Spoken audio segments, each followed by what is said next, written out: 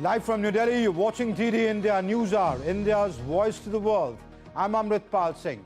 Coming up in the next 1 hour, European Union Chief Ursula Von der Leyen arrives in Delhi ahead of the Republic Day celebrations. India-EU Free Trade Agreement and a Defence and Security Pact on the cards.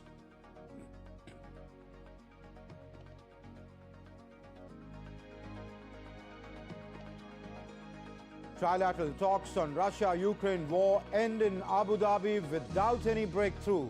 Negotiators to meet again in Abu Dhabi next week.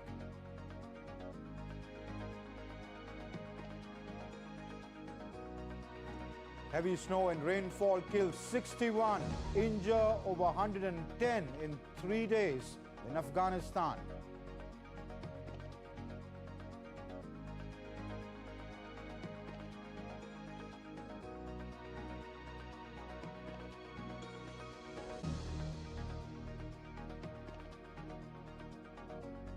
Prime Minister Narendra Modi says India is signing trade and mobility agreements that open opportunities for skilled youth, distributes appointment letters to more than 61,000 new recruits at the 18th Rozgar Mela.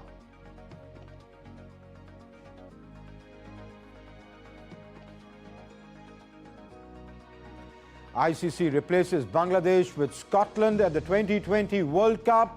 Decision comes after Bangladesh refused to change its stance following the ICC board meeting.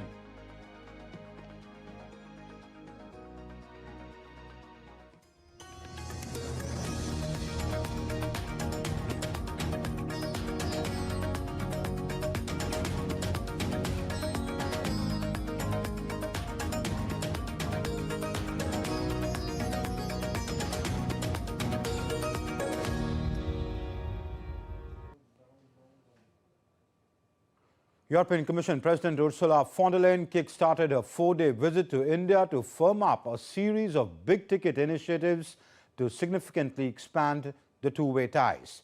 Union Minister of State for Commerce and Industry, Jitin Prasad, received her at the airport and extended a warm welcome.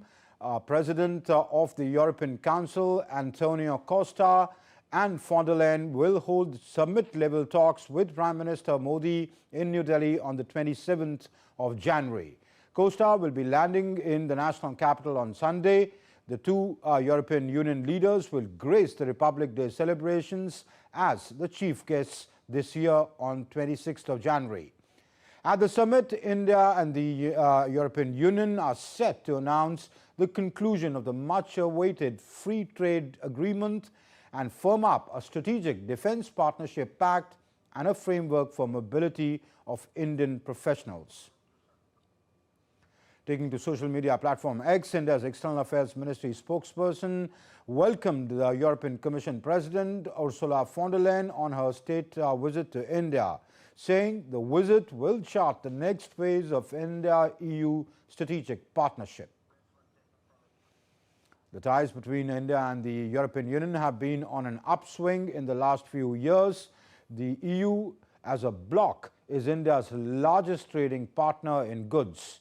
For the financial year 2024-25, India's total trade in goods with the EU was worth over $136 billion and exports around $76 billion, and imports stood at $60 billion. India and the European Union are close to sealing a historic free trade agreement. The two sides are already leading trading partners, and the FTA represents a win-win opportunity for both the sides. Here's more. Are on the cusp of a historic trade agreement. Indeed, some call it the mother of all deals. One that would create a market of 2 billion people, accounting for almost a quarter of global GDP. European Commission President Ursula von der Leyen speaking at the World Economic Forum in Davos, highlighting how the EU and India are on the verge of a historic free trade agreement. India and the European Union are in the final stages of negotiating an FTA. that is expected to significantly boost India's exports and diversify its trade amid growing global protectionism. EU is India's largest goods trading partner, accounting for trade worth $136 billion in 2024-25. EU accounts for 17% of India's total exports. Exports to EU are worth $76 billion and imports from EU are worth $60 billion. India-EU FTA provides a win-win opportunity to both sides. India is among the world's fastest growing economies. Its 1.4 billion strong population offers EU a vast and expanding market, increasing exports of capital EU industries like aircraft, automobiles, electrical machinery, beverages and chemicals. India will gain access to a large stable market across 27 EU countries, boosting exports in sectors like pharmaceuticals, engineering goods, automotive components, electronics and others. India is also seeking more access for its professionals and export of IT services. Since FTA negotiations began in 2007, India and the EU are close to sealing the landmark deal. Shubhendu Ghosh for DD India. And India has made a strong impression at the World Economic Forum in Davos this year with powerful messages on trade, technology, clean energy and skills. Union ministers and industry leaders showcased the country's growth story and future ambitions, positioning India as a confident voice in global discussions. DD India's Rahul Upadhyay brings us more. India's presence at the World Economic Forum in Davos has wrapped up with strong messages on trade, technology, clean energy and skills. Union ministers and top industry leaders showcased India's growth story and future ambitions, leaving a mark on global discussions. India's Minister for Information and Broadcasting, Ashwini Vaishnav, told global leaders that India's economic trajectory under Prime Minister Narendra Modi has become a key point of discussion in Switzerland. India will become the third largest economy in the coming few years itself. It's not a question of will it become, it's certainly, that's a certainty that will happen. It's a question of within the next few years, we will definitely become the third largest economy. What's working very well is the last decade of very transformational change which has happened in our country. And it's a very well thought through, well-defined and very focused execution. It's built on 4 pillars. The pillar of public investment in physical, digital and social infra. The pillar of making sure that the entire society grows along with the growth of the country. So very inclusive growth. Third, the pillar of manufacturing and innovation. Fourth, the pillar of simplification. Minister Ashwini Vaishnav also pushed back against the suggestion that India belongs to a second tier of AI nations. India's strength in AI is very consistent across the 5 layers of the AI stack. Application layer, we will become the leaders. Models are today, our sovereign models are getting developed, which are very good and which have the capability of solving 95% of the problems. The committed investment, which might grow up to $150 billion as we approach the AI Impact Summit, and the final energy layer. All the 5 layers we are working very consistently. While addressing a high-level session on energy, the great funding gap, Minister of New and Renewable Energy, Prahlad Joshi, also took center stage, promoting India's clean energy sector to global investors. For 10 million people, we have drawn a program, scheme, where 10 million households, they can install rooftop solar. Sure. Where not only they are saving from the electricity bill, that is tariff, and they are selling it and they're earning money. Sure. So this is the success story. So there is no question of affordability as on date in India. In a major development, the Ministry of Skill Development and Entrepreneurship signed a landmark MOU with the World Economic Forum to strengthen India's technical and vocational education and training ecosystem.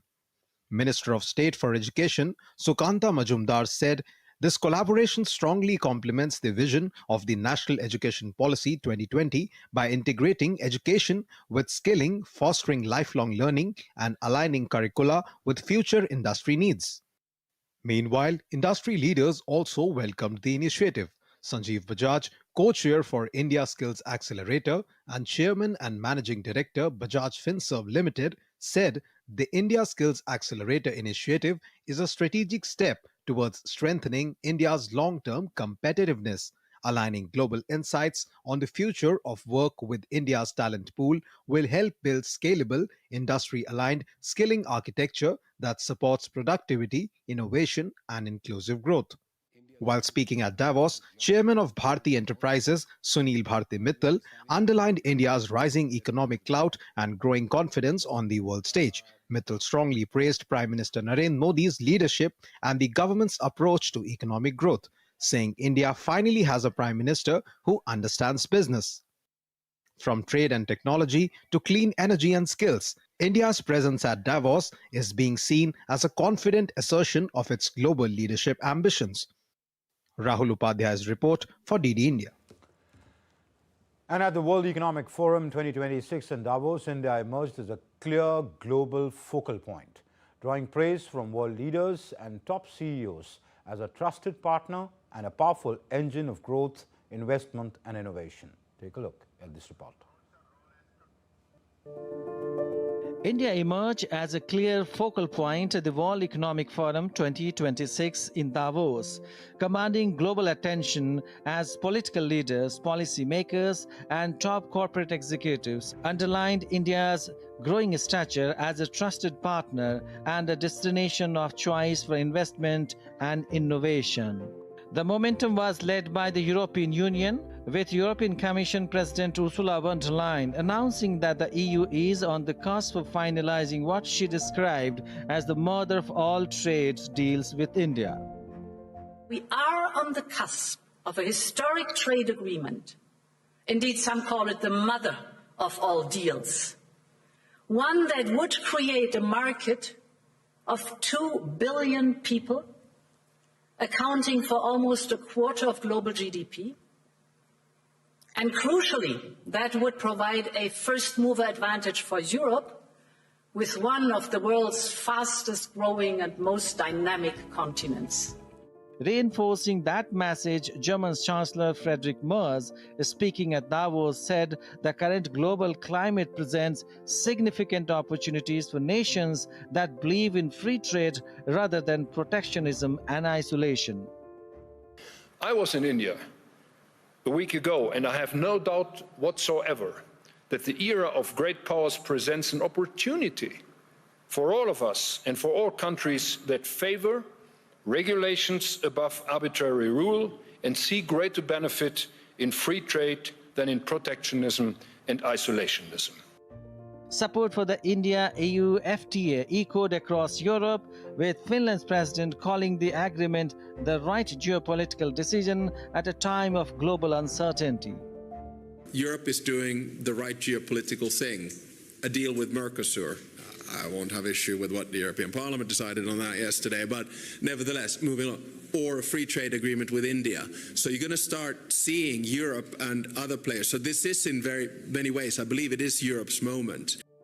Global finance institutions also highlighted India's structural strength. IMF Managing Director, International Monetary Fund Chief Christina Georgia said India is a standout among emerging economies for its comparative advantage in artificial intelligence, crediting decades of sustained investment in information technology and digital talent. Not surprisingly, we have many emerging market economies with comparative strength. Saudi Arabia would be one of them. Actually, India would be one of them because of the bet on IT that India is making that are in the higher spectrum. From the corporate world, confidence in India's trajectory was equally emphatic. Qualcomm CEO Cristiano Amol said India is rapidly emerging as a global manufacturing hub for electronics, reflecting how companies are balancing economic efficiency with political risk mitigation. Senior Vice President at Google Alphabet, James Menica, highlighted India's transition into a premier hub for high-impact AI research.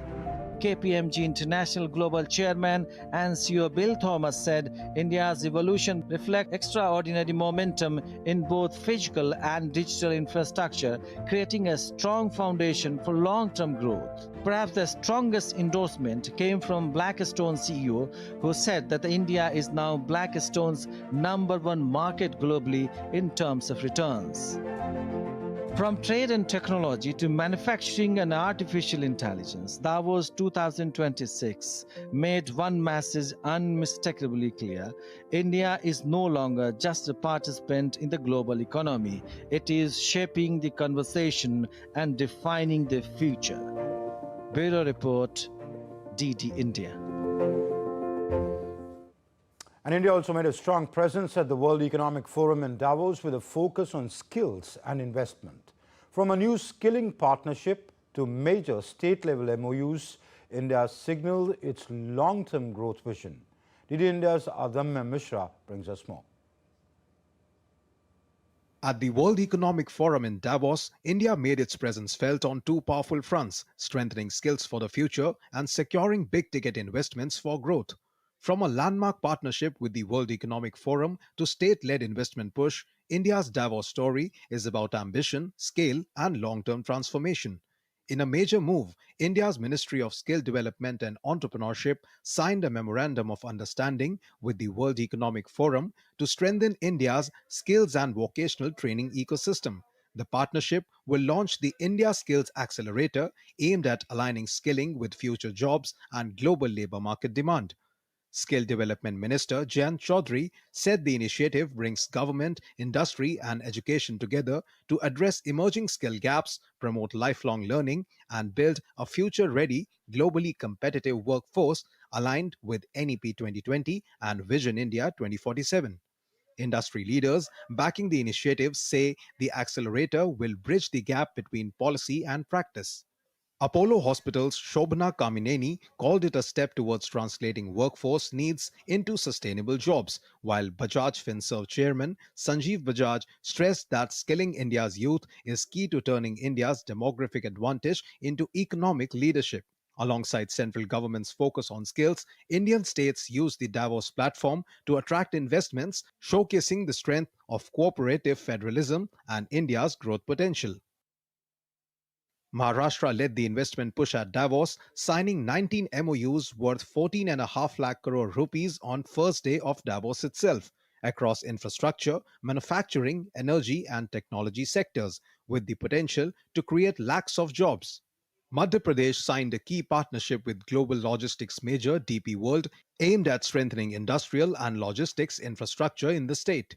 Assam, participating in the World Economic Forum for the first time, secured investment commitments worth 1 lakh crore rupees. Andhra Pradesh confirmed major investments of 90,000 crore rupees in real estate and infrastructure, reinforcing investor confidence in the state. From skills and human capital to investment and infrastructure, India's Davos engagement reflects a clear message. The country is building for the future, inviting global partnership and positioning itself firmly on the road to Viksit Bharat by 2047. Adamya Mishra's report for DD India. Tensions between the United States and Iran are escalating as Washington wraps up military pressure and fresh sanctions, while Tehran issues stark warnings of an all-out response to any attack. The developments come amid growing international outrage over Iran's deadly crackdown on protests. Rupa Kumar Jha has more. US Department of Treasury has mounted pressure on Iranian regime by announcing sanctions on 9 vessels and 8 firms linked to Iran's so-called shadow fleet. US Secretary of Treasury Scott Bessent said the measures target a key revenue stream used by Tehran to finance internal repression. He added that the Treasury Department will continue tracking tens of millions of dollars the Iranian government has allegedly diverted and is attempting to transfer to foreign banks. The sanctions come as the US military prepares to deploy an aircraft carrier, a strike group and additional warship to the Middle East. President Donald Trump said an armada was heading towards Iran while warning Tehran against killing protesters or restarting its nuclear program. Iran responded with its strongest warning yet, saying any US attack, limited or otherwise, could be treated as an all-out war. Besides, UN rights body condemned Iran on Friday for rights abuses and mandated an investigation into a recent crackdown on anti-government protests that killed thousands of people. At an emergency session of the UN Human Rights Council in Geneva, High Commissioner Volker Turk called on Iranian authorities to end mass arrest and violence against demonstrators. I call on the Iranian authorities to reconsider, to pull back, and to end their brutal repression, including summary trials and disproportionate sentences. I call for the immediate release of all those arbitrarily detained by the Iranian authorities. And I call for a complete moratorium on the death penalty.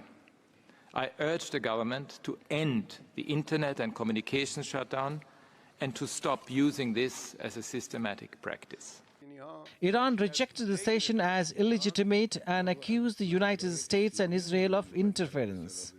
25 states, including France, Mexico and South Korea, voted in favor, while 7 voted against and 14 abstained. Rupa Kumar Jha's report for DD India.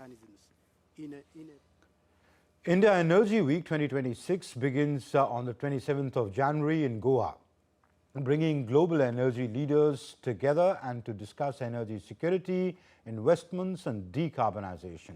DD India's Taposh Bhattacharya has more. India Energy Week 2026 is set to kick off from January 27 to 30th in Goa, bringing together the world's energy leaders at a crucial moment for the global energy transition. The first major international energy event of the year, IEW 2026, will focus on energy security, investments and decarbonization pathways. This is the 4th edition in 2026. We had one in 23, 24, 25, 3 years, and this is the 4th one. I think IEW has come to occupy a unique position in the global energy calendar. Here we will be dealing with not only the traditional fossil fuel, but the transition, biofuels in a very big way, green hydrogen in a very big way, CBG in a big way.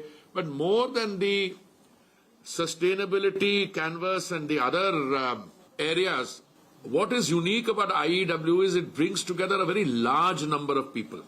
With over 75,000 participants, 600 exhibitors and 120 plus conference sessions, the platform continues to grow bigger every year. Ministers and delegates from more than a dozen countries, global CEOs, policymakers and tech leaders will take part. The event will feature 11 thematic zones, including new nuclear and sustainable aviation fuel zones, alongside strong emphasis on Make in India and net zero goals. I think the strength of the IEW lies essentially, as indeed the strength of the other global platforms, in being able to conduct serious discussion between young entrepreneurs, innovators, startups, established energy suppliers, established energy buyers, new entrants into the energy field in a very stable environment, planning ahead. India Energy Week 2026 will also witness major business agreements, strategic dialogues, startup challenges and key global energy reports, positioning India firmly at the center of the global energy conversation. Taposh Bhattacharya's report for DD India. Prime Minister Narendra Modi on Saturday distributed over 61,000 appointment letters to newly recruited youth at the 18th Rozgar Mela held in New Delhi. Addressing the program virtually, the Prime Minister said that the government is making efforts to create new opportunities for youth in the country and abroad.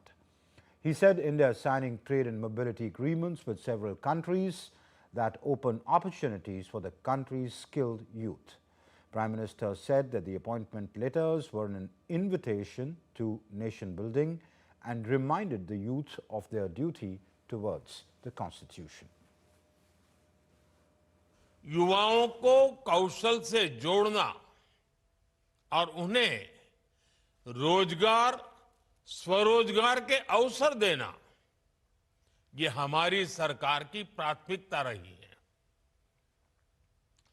सरकारी भर्तियों को भी कैसे mission mode पर किया जाए, इसके लिए रोजगार मेले की शुरुआत की गई थी।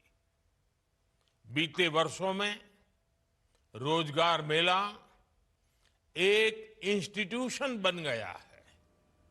इसके जरिए लाखों युवाओं को सरकार के अलग अलग विभागों में नियुक्ति पत्र मिल चुके हैं।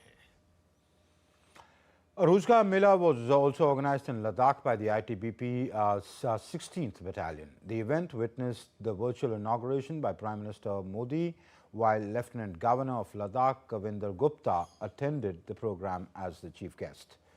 During the program, appointment letters were distributed to 17 selected candidates from Ladakh who have been appointed in various departments of the Government of India, ITBP, BSF and other Central Armed Police Forces. The appointment letters were handed over on stage by the chief guest and the guest of honor.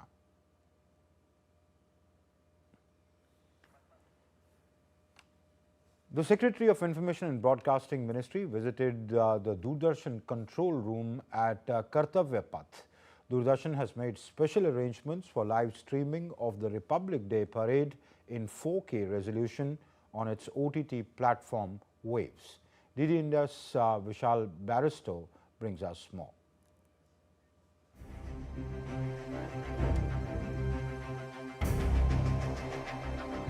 Information and Broadcasting Secretary Sanjay Jaju visited the Doordarshan control room set up at Kartavya Path to take stock of the preparations. He was accompanied by the Director General of Doordarshan. This time, DD is streaming the entire coverage in 4K resolution on its OTT platform Waves. More than 50 cameras are covering the Republic Day parade on 26th January. Doordarshan and All India Radio have made elaborate arrangements for ensuring that people from across the country are able to watch the parade right from Kartavya Path. We have made elaborate arrangements, close to about 50 cameras, as well as the entire telecast is going to be 4K, which is going to be also put out on the Waves OTT. Two well-equipped OB vans have been deployed at the Kartavya Path. इस बार हम पूरी coverage Rashtrapati Bhavan से लेके और कर्तव्य पथ और war memorial तीनों जगह हमारी 4K सेटअप लगा है और हम लेटेस्ट 4K कवरेज से पूरा कवर कर रहे हैं. More than 50 cameras have been placed to cover every angle from Rashtrapati Bhavan to the Kartavya Path. जो भी परेड सामने से आएगी उनके शॉट्स बनाना है, उनके लॉन्ग शॉट्स बनाना है, उनके जो भी एज पर रिक्वायर्ड पैनल से जो रिक्वायरमेंट आती है उस हिसाब से हम लोग यहाँ शॉट देते हैं. तो यहाँ बड़ा अहम रोल होता है. कर्तव्य पथ का जो जाइजेंटिक जो व्यू है वो इस क्रेन से हम लोग दे रहे हैं. टोटल कंटिजेंट का पासिंग आउट परेड सब यहीं से जो लॉन्ग शॉट जो है मैग्निफिकेशन शॉट इससे मिलता है. The weather gods have not been very kind this time, but a backup arrangement has been put in place to meet any eventuality. ये पूरा स्ट्रेच जो है राष्ट्रपति भवन से लेके NWM तक करीब 3.5-4 किलोमीटर का स्ट्रेच होता है. ये पूरा इंटायर कवरेज करने के लिए भी हम लोग जनरली 3 सेटअप लगाते हैं और उन तीनों सेटअप को आपस में कनेक्ट करना होता है क्योंकि 40 से 50 कैमरे 50 प्लस कैमरे लगते हैं. तो उन सबको इंटीग्रेट करके हमें ये कवरेज देना होता है. और फिर ऊपर से जो आप लोग को पता है कि रिहर्सल के टाइम में कितनी बारिश हुई उसको भी हमने ध्यान में रखते हुए हमने कंटीजेंसी अरेंजमेंट किए हैं कि जैसे हमारी कवरेज स्मूथ हो, कोई दिक्कत ना आए. Doordarshan is the public broadcaster that telecasts the Republic Day event every year. Vishal Baristo's report for DD India. So you can enjoy the Republic Day parade on your own channel, Doordarshan, on the 26th of January. Well, still to come up on DD India News Hour, a discussion with a special guest on the show on why no breakthrough could be achieved in the Trilateral Talks on the Russia-Ukraine war in Abu Dhabi.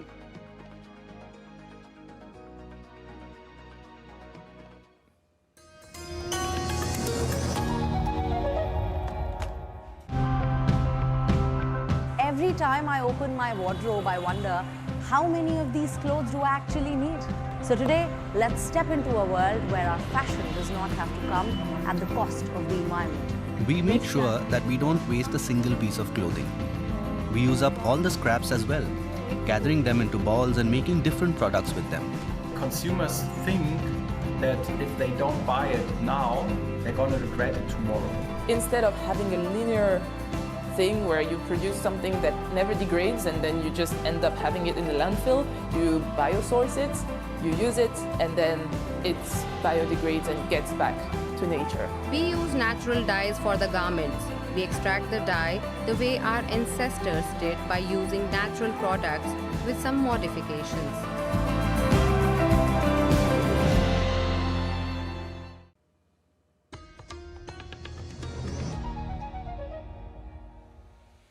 You're watching DD India News Hour. I'm Amritpal Singh. Diplomatic efforts to end the Russia-Ukraine conflict continued in Abu Dhabi, where Russia and Ukraine and the United States held another round of trilateral talks. While the officials struck an optimistic tone, the meeting ended without any concrete outcome, underscoring how far apart the sides still remain. More in this report. In an effort to break the impasse, a second day of trilateral talks between Russia, Ukraine and the United States wrapped up in Abu Dhabi, but without any concrete breakthrough. Officials described the discussions as constructive and positive, saying talks focused on unresolved elements of a US proposed peace framework and included direct engagement between Russian and Ukrainian officials. Both Moscow and Kiev said they are open to continuing dialogue, with further trilateral meetings expected in Abu Dhabi next week. On the ground, expectations remained muted. Residents expressed a mix of very hope and deep skepticism as the talks were held. Of course it's important. Everyone has been waiting for this. It's not realistic to beat the Russians on the front line, so we have to come to some kind of agreement. We are all defending our territory, but it's not realistic. The military understands this. War is money, big money, and it's not in anyone's interest for it to end. Only the lads are getting killed for nothing. Believe me, my hand is all cut up and scarred. I'll take a look at all this madness. I have no words. I'm not going to say anything. Along diplomatic efforts, fighting too continues. Russia launched fresh overnight strikes across Ukraine, killing one person and injuring at least 27 in Kiev and Kharkiv. Ukraine says 375 drones and 21 missiles targeted energy infrastructure, leaving large parts of the capital without power and heat. Bureau Report, DD India. So to talk about that why couldn't breakthrough be achieved at this round of talks in Abu Dhabi, because this was the first time both the Russians and the Ukrainians were sitting on the table or across the table with, of course, help from American diplomats and negotiators, but why could not they break the impasse? I'm joined on the show by Manjeev Singh Puri, former senior diplomat. Thank you, sir, for being on the show. Ambassador, when they went into the talks, both President Zelensky and even President Trump yesterday at Davos were making statements that, you should be optimistic about it. Both leaders want a deal. But then why did we see it all fizzle out today? Thank you very much. And I like the way you opened this. Well, the Americans are in a hurry. The Ukrainians are under tremendous pressure. Look what your report said. People are acknowledging the fact that you can't beat the Russians, but the Russians think the wind is in their sail. And so therefore, be maximalist in your demands. And you do have the Americans sort of putting even additional pressure on the Ukrainians. It's not just the military facts, the incessant bombardment all around in Ukraine, the havoc that the Russians are wreaking on them, the severe winter, and all of those particular factors coming there. So I'm afraid, I'm glad, in fact, to hear that people are willing to continue the talks. But usually these kind of talks reach some kind of fruition in an equilibrium manner if both sides feel a little exhausted, not if one thinks that he or she has something still to gain and is in a position to be moving forward, unless you say that there is win-win, but one win is with a very small W and the other one is with a very big win. with a W, very large one. When the negotiators came out of that room, Ambassador Puri, they said the talks were held in a constructive and a positive atmosphere. When you diplomats say that, what should we make of it? Because Zelensky on one hand says Russia is not serious, they are continuing brutal attacks. Then both sides says, well, it was constructive and positive. Well, these are code words that, we shall continue to talk. And in a sense, the most important code word is that they haven't collapsed and they are not going back into, there's no talks, nothing, and we will just continue. This by itself is, let me put it to you like this, not a bad sign.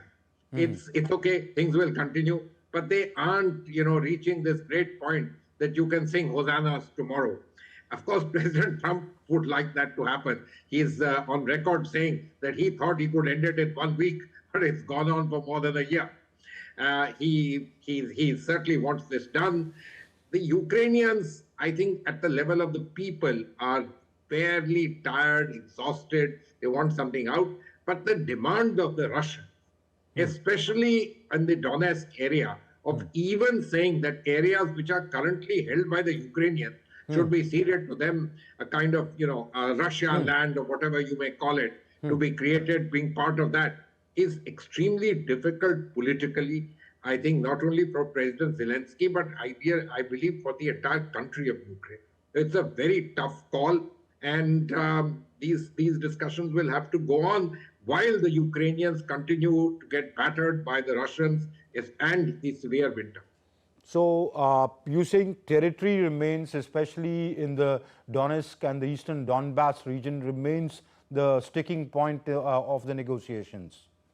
No, I have little doubt that this is by far the biggest sticking point.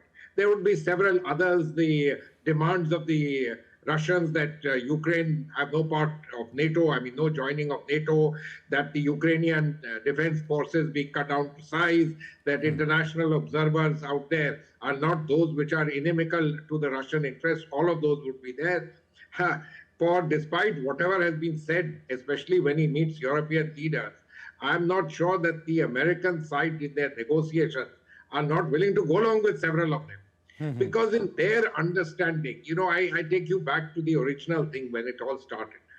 The entire business of Ukraine and the Russians falling apart, etc., has something to do with a thinking in certain political circles in the United States that the Russians should be diminished.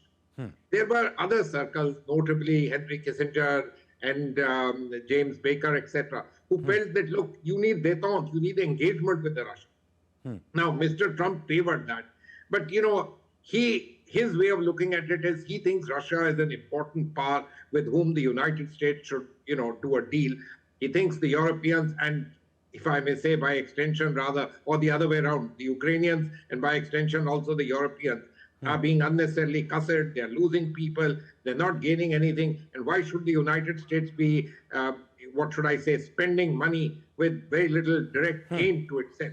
So these are political thoughts, these are the way people think. But by now... But Ambassador, if Trump wants to cut a deal with Putin, then what is stopping that? Because he is in constant touch with them. Yesterday itself, Putin met with, his two envoys, Jared Kushner and what is the other person's name? Steve Witkoff. Steve Witkoff, I'm sorry, yes. So, those talks, those channels are open. So where is the problem? Why can't they settle for a deal? Or is Europeans or the Europeans are not amenable? So, Amritpal, if it was a deal between the Americans and the Russians, you could cut a deal. But it's a deal over Ukraine and in the proximity of Europe. So, in the United States too, it's not just President Trump who holds sway. Look at the Congress. Large number of congressmen from both sides have great deal of sympathy for Ukraine. They want to pass all kinds of legislation providing for money and aid for Ukraine. And so, therefore, there is a huge amount of political impetus to all this. And secondly, the Europeans have also been playing their game in whichever way, not being particularly successful, but they've been able to stall things, etc. So it's not a very easy task. It may appear very easy, you're saying thousands are being killed and we are trying to bring peace, that's all right. But at the end of the day, the peace also has to have at least some semblances of honorability. For many in America, including in their political scene, there is America as a leader of the world and not one who cuts deals on the other side with somebody like Putin, who for several years, both sides of the aisle have denied it. So it is not an easy task. And in the end, what Mr. Witkoff and Jared Kushner have to get through for President Trump is something that looks good for America. I've made money, we've got your rare earth, but also, that the entire idea, there's been a certain degree of safeguard. At least you need to be able to kind of sell it to the public at large, even in your own country, let alone among your allies. Well, at least the only ray of hope that's there is that, they are still open to talking to each other and meeting again in Abu Dhabi. Whether they make much headway on that, whether the time is right now for that, only future will tell. Ambassador Manjeet Singh Puri, thank you very much for being on the show and sharing your insights. Always a pleasure to have you. Thank you. And the Election Commission of India will celebrate the 16th National Voters' Day on 25th of January. Chief Election Commissioner Gyanesh Kumar delivered a message on the eve of the National Voters' Day. The Chief Election Commissioner said that every Indian citizen who has attained the age of 18 must enroll as an elector and must exercise their right to vote. This year, the Election Commission of India will launch a dedicated youth-centric program that will provide young citizens with a clear understanding of the electoral process and connect them directly with the Commission's initiative. The first step in the service of the nation is voting. Therefore, every citizen of India who has attained the age of 18 years must enroll as an elector and must exercise their right to vote. The Election Commission of India was, is, and will always stand with its electors. And let's now take a look at other stories making news. The grand finale of the National School Band Competition 2025-26, organized as part of the Republic Day celebrations 2026, was inaugurated today at the National Bal Bhavan in New Delhi. Featuring 18 school bands from across the country showcasing their talent on a national stage, the event marks a milestone in fostering discipline, teamwork and musical excellence among students nationwide. Fresh snowfall in Gulmarg has thrilled tourism stakeholders, attracting a surge of visitors. Tourists flock to enjoy the winter landscape, boosting local businesses and hospitality services, where authorities ensured safe and smooth access to roads and facilities across the region. Indian Railways delivered a full rake of 42 wagons carrying over 2,700 metric tons of rice to Anantnag, Jammu and Kashmir on the 22nd of January, loaded from Sangrur in Punjab the previous day. The delivery highlights an all-weather rail connectivity, boosting the valley's food grain supply chain and ensuring reliable, cost-effective logistics despite adverse weather conditions.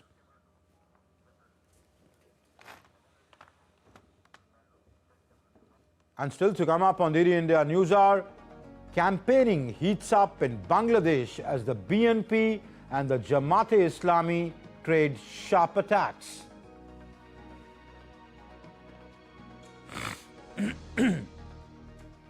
Novak Djokovic becomes the first man to earn 400 match wins at the majors.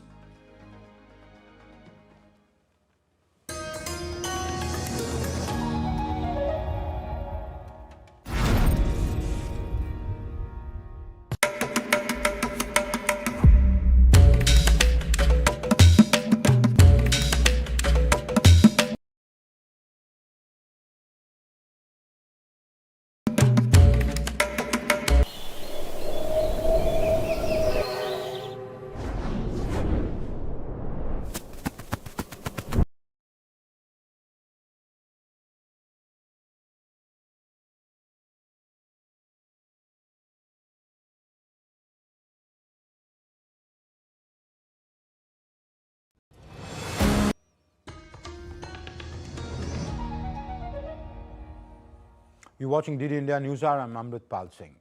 Snow and heavy rain have killed 61 people in Afghanistan over the past 3 days, while major roads and power supplies have been cut in several provinces. The deaths occurred mainly in central and northern provinces between Wednesday and Friday, according to a map released by Afghanistan's Disaster Management Authority. The initial figures of casualties and destruction report 110 people injured and 458 houses partially or completely destroyed, affecting 360 families. Most casualties were caused by roof collapses and avalanches, while several deaths resulted from frostbite in sub-zero temperatures. The Salang Highway, a key route to northern Afghanistan, has been closed. A transmission line from Uzbekistan was damaged, leaving 12 provinces without power.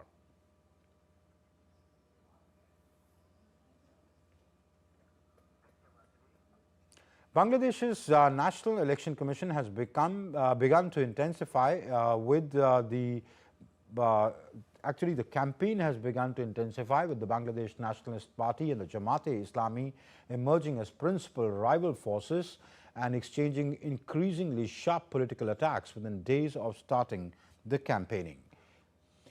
With the Awami League absent from the race, the BNP and the Jamaat-led 10-party alliance have taken center stage. Although campaigning began in a relatively calm atmosphere on 22nd of January, the tone has quickly hardened as senior leaders from both sides addressed rallies across the country. Over the past 2 days, the BNP chairperson Tariq Rahman addressed rallies in Dhaka and several other districts, marking the first phase of his campaign, while the Jamaat-e-Islami's Amir Shafiqur Rahman campaigned in Dhaka's Mirpur area and northern districts.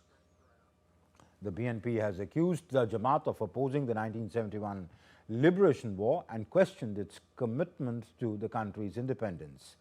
Jamaat, in turn, has accused the BNP of corruption, land grabbing and extortion.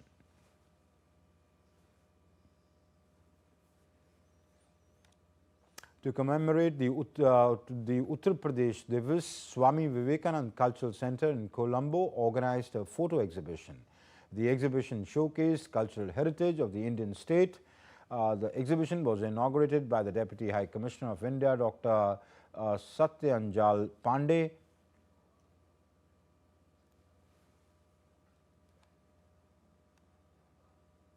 You're watching DD India News Hour. Time now for some sports news. The International Cricket Council has replaced Bangladesh with Scotland at the 2020 World Cup beginning next month in India and Sri Lanka. The ICC said that Scotland has been called up to take Bangladesh's position in in the Group C, joining England, Italy, Nepal and the West Indies. The decision came nearly 3 weeks after 3 weeks of negotiations with the Bangladesh Cricket Board over its refusal to play in India due to alleged security concerns. The ICC rejected the BCB's demand to move its matches from India to Sri Lanka in the 20-team tournament to be played from the 7th of February to the 8th of March.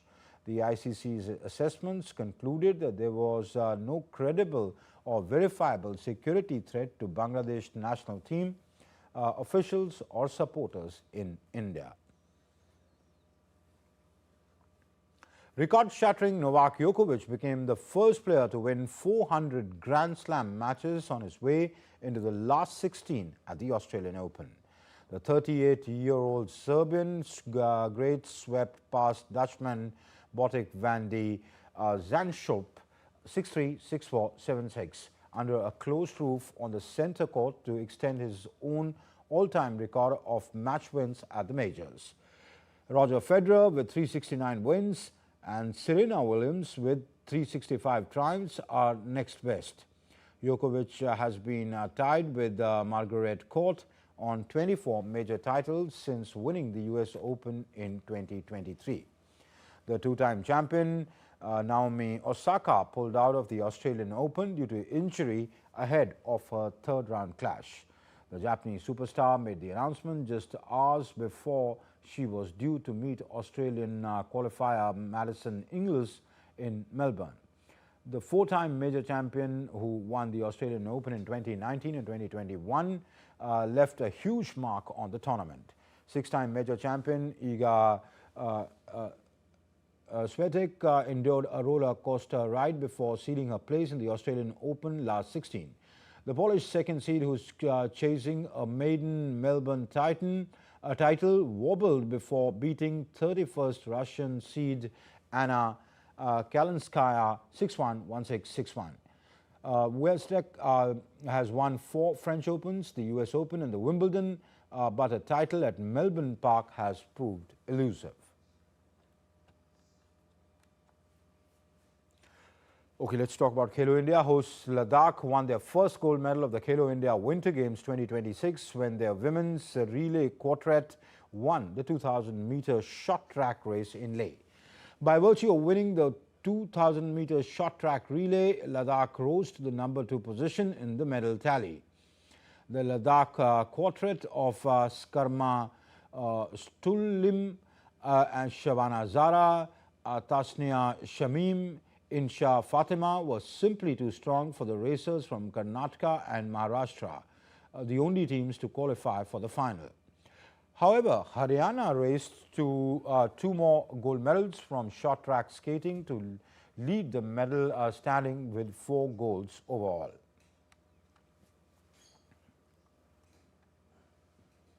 The Indian Cricket Board announced the women's test squad for Australia tour set to begin next month.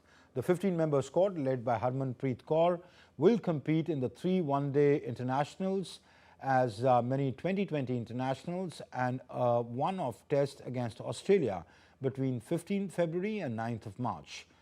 Pratika Rawal, along with her left-arm spinner Vaishnavi Sharma and Seema Kranti Gaur, received their maiden long-format call-ups for the one-off tests in Perth from the 6th to the 9th of March.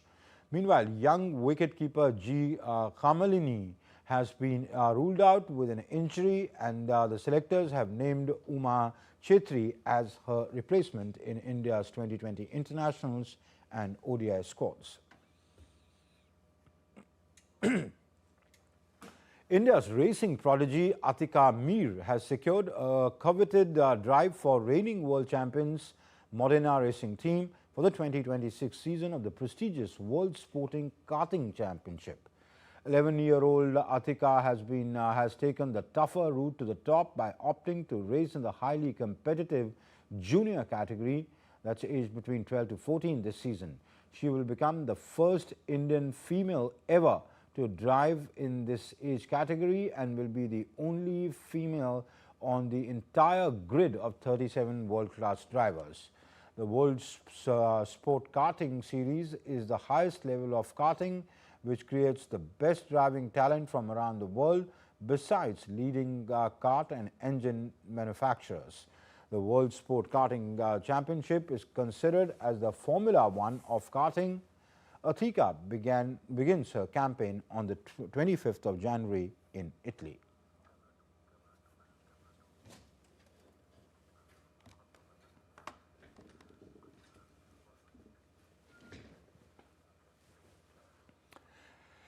Figure skating, one of the most graceful and technically demanding Olympic winter sports, made its debut at the 6th edition of Khelo India Winter Games, combining athletic strength with artistic expression. The sport has opened many doors for young Indian skaters aiming for international recognition.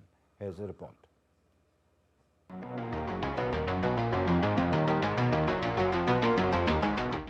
Known for its blend of athletic skill and artistic expression, figure skating is opening new avenues for India's winter athletes. Figure skating is an Olympic winter sport that blends power, balance, flexibility, speed and artistry.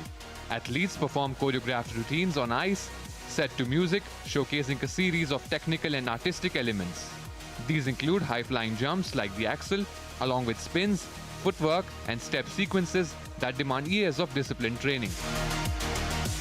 Figure skating is all about deep edges and outside edges, and the skates, it's like a thin blade, and we have to perform many different elements like jumps and spins and also step choreography while being graceful and resilient, and the judges evaluate us on the basis of the difficulty we do and the choreography and the aesthetic appeal we give to them.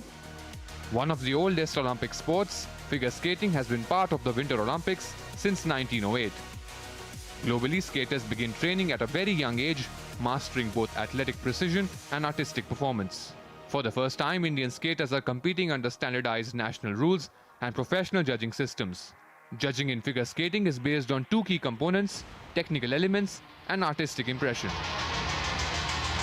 Yeah, this is going to be the greatest platform for all the skaters to attend the next highest levels of championship in Winter Games. This is most valuable competition all the skaters would attend till now. With the inclusion of figure skating in the Khelo India Winter Games, young athletes from across the country are now dreaming bigger, aiming not just for national medals, but for international podiums. The inclusion of figure skating at the Khelo India Winter Games signals a clear shift in aligning India's winter sports ecosystem with global standards. The move reflects government's intent to expand winter sports and create a structured pathway for Indian athletes to compete globally. In Leh with cameraman Jagmohan, Abhishek Prasad, DD India. And that's all in this edition of DD India News Hub, but do let us know your thoughts on the news of the day. For those on the go, you can get all the latest news and updates from across the world on DD India's mobile app. The app is available both on Android and iOS platforms. Scan the QR codes you see on your screen to download now. We'll be back with more news as it breaks here on DD India. I'm Amrit Pal Singh from my entire team here in Delhi. Thank you for watching DD India News Hub. Bye-bye.